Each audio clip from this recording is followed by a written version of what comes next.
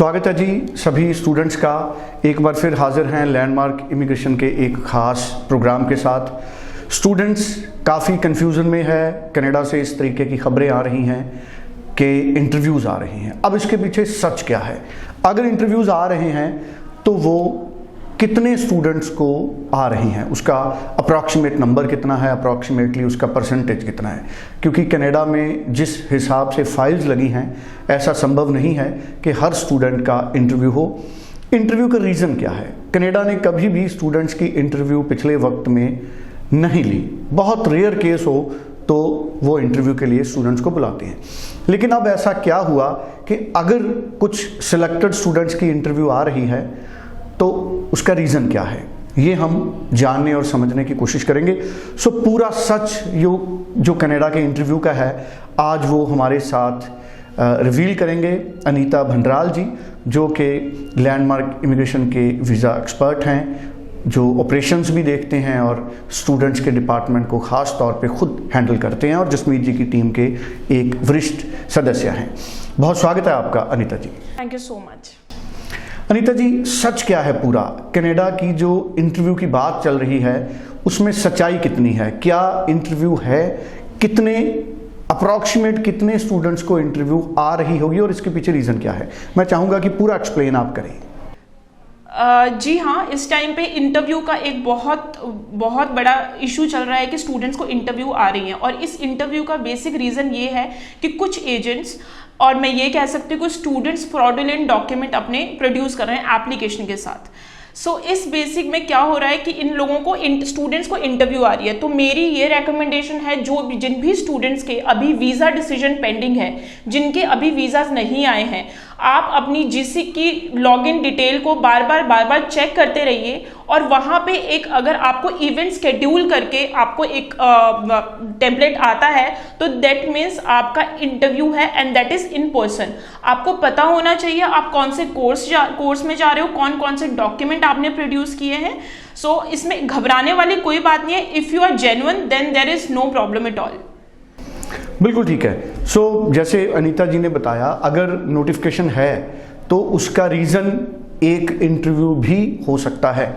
उसके अलावा भी कई तरह के नोटिफिकेशन आते हैं। और किसी भी आप जो जेन्युइन कंसल्टेंट है, अगर आपकी फ़ाइल जेन्युइन कंसल्टेंट के ज़रिए आपने प्रोसीड की है तो मुझे लगता है फिर इतनी घबराने की बात नहीं है। क्योंकि जो ऑर्गेनाइज्ड कंपनी है या ऑर्गेनाइज्ड कंसल्टेंट है वो लगातार इस चीज़ को मॉनिटर करते हैं। अनीता जी, लैंडमार्क इमिग्रेशन में क्या आप लोगों की लगातार नज़र रहती है जो स्टूडेंट्स के जीसी पोर्टल हैं उन पे? जी, हमारे पास डेडिकेटेड टीम है जो कि जीसी की पोर्टल, जब से ये इंटरव्यू की, वैसे हमारा ऑलरेडी एक सेट पैटर्न है कि we use to check the GC की portal on regular basis. But जब से ये नोटिफिकेशन आई है, we have the dedicated team member जिनकी वीज़ा फाइल अभी हाई कमीशन में है। वो टीम बार चेक कर रही है सो दैट इस तरह का कोई एक इंटरव्यू तो नहीं है। बट अभी तक हमारे किसी भी स्टूडेंट का ऐसा कोई इंटरव्यू नहीं आया है। एंड आई एम होपिंग कि इस तरह से आए भी ना, अगर आए तो इसमें घबराने वाली कोई बात नहीं है। आपको अपने कोर्स, आप क्यों जा रहे हो, आपको अपने डॉक्यूमेंट्स, हर चीज के बारे में पता होना चाहिए। Then there is no problem at all. इसका एक और रीज़न है कि हमारे स्टूडेंट्स को अभी ज़्यादातर इंटरव्यू क्यों नहीं आई है, बिकॉज हमारे पास अगर कोई भी डॉक्यूमेंट जाता है, आपका आईएलटीएस, आपके एकेडमिक्स, आपका work experience, so we have the dedicated team जो कि पूरे डॉक्यूमेंट प्रॉपरली वेरिफिकेशन के साथ ही भेजते हैं। अदरवाइज वो फाइल को एज पर आर इंस्ट्रक्शन वो फाइल को लॉन्च भी नहीं कर सकते। So that is the reason कि अभी तक हमारे स्टूडेंट्स को ऐसा इतना कोई इंटरव्यू का आया नहीं है, बिकॉज हम पहले ही अपना सेफर साइड लेके चलते हैं। As per the latest update, इस टाइम पे जो जितने भी आपके जैसे इंटरव्यूज आ रहे हैं, वीज़ा रिफ्यूजल्स आ रहे हैं, आप अभी देख ही रहे होंगे। बेसिकली ये इतना ज़्यादा इसलिए स्ट्रिक्ट इसलिए हो रहा है बिकॉज वो अब वीज़ा एप्लीकेशन को बहुत मॉनिटर कर रहे हैं, बहुत क्लोजली मॉनिटर कर रहे हैं। दैट मीन्स मैं यही अपना एक मैसेज देना चाहती हूँ जो भी दर्शक हैं कि आप अगर अपनी वीज़ा फाइल लॉन्च कर रहे हैं, आप अपनी एप्लीकेशन कर रहे हैं, तो आपके जो भी डॉक्यूमेंट हो प्रॉपर वेरीफाइबल डॉक्यूमेंट हो, जेन्युइन हो। अगर आपका स्टडी गैप भी है तो आपके पास एक वर्क एक्सपीरियंस हो जो कि जेन्युइन हो, जहां पे आपने किया हुआ हो काम।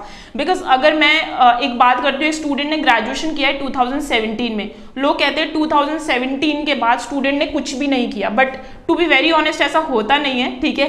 किसी ने कहीं जगह पे 1 महीना काम किया है या 5-6 महीने काम किए, एक वो ब्रेक्स में भी होता है, तो देर इज नो वरी। अब ऐसा नहीं है कि आप ये कि 3 से 4 साल का एक्सपीरियंस इकट्ठा बनवा के वो अगेन आपका फेक में कंसीडर होगा। जो आपने किया है वो आप प्रॉपर डॉक्यूमेंटेशन लगा दीजिए, ठीक है। एक वो कहने में भी आता है कि झूठ अगर बोलोगे ना, उसको आप घुमा घुमा के आपको उसको एक्सप्लेन करना पड़ेगा, लेकिन जो सच होगा वो भले ब्रेक्स में भी होगा, टुकड़ों में भी होगा, लेकिन सच सच है। सो आप अपने जो डॉक्यूमेंटेशन है वो प्रॉपर वेरिफिकेशन के साथ एंड प्रॉपर जो आपका कोई भी डॉक्यूमेंट है वो जेन्युइन ही होना चाहिए। Thank you so much Anita ji. So हमारे साथ अनीता भंडराल थे जो कि लैंडमार्क इमिग्रेशन के एक्सपर्ट हैं। बड़ी करेक्ट इन्फॉर्मेशन मुझे लगता है इन्होंने हमारे साथ शेयर किया, और स्टूडेंट को हमेशा ही लैंडमार्क इमिग्रेशन की तरफ से इसी तरह से गाइड किया जाता है। जसमीत भाटिया जी का भी हमेशा यही एफर्ट रहता है कि ज़्यादा से ज़्यादा स्टूडेंट्स को गाइड किया जाए, और लैंडमार्क इमिग्रेशन का जो सक्सेस रेट है बहुत ज़्यादा हाई है।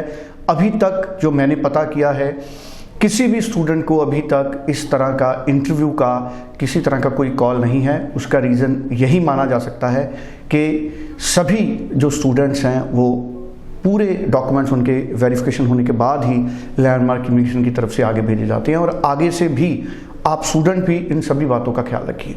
अगर आपको मई इनटेक में अप्लाई करना है, सितंबर में अप्लाई करना है, तो आप तुरंत 90413 90412 पे बात कीजिए, पर्सनली एक बार मिलिए और जेन्युइन तरीके से अपनी फाइल प्रोसीड कीजिए, क्योंकि आने वाले वक्त में कनाडा में जो कनाडा की इमिग्रेशन है काफ़ी ज़्यादा स्ट्रिक्ट हो रही है, और जो कंसल्टेंट डायरेक्ट रिप्रेजेंट करते हैं कॉलेजेस को, यूनिवर्सिटीज़ को, उनको प्रेफरेंस मिलेगी आने वाले वक्त में, मुझे ये लगता है।